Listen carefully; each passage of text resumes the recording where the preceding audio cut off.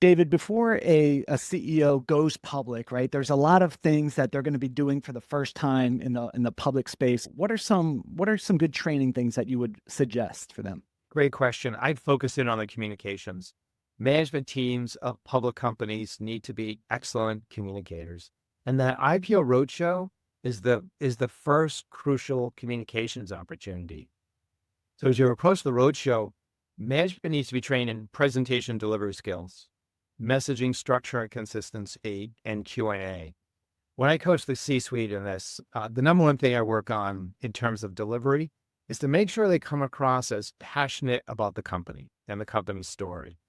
You need to sound excited about the story for investors to be excited themselves. Management should also work on clarity of the speech, appropriate pacing, positive body language, because we know some investors are trained in body language, and while they may not be experts, they may be reading into little things that you may not be aware of. So we need to think about that. In terms of messaging structure and consistency, it's so important that all members of the leadership team convey a unified message. When speakers speak to slides, it's also important that they're concise with the messaging and ensure that every slide has one message. You're not all over the place telling them everything you know. Be very focused. And that all of those messages on each of the slides support that overarching investment thesis for the company, that equity story.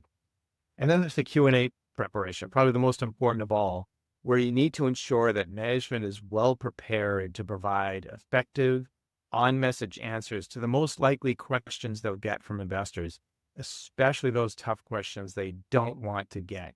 I've worked with management teams before where in prep, management sometimes says, well, I don't want to answer that question. Well, just because you don't want to answer it doesn't mean you're not going to get it. And then come up with maybe not a direct answer, but at least a response that gives investors something that they can hang their hat on.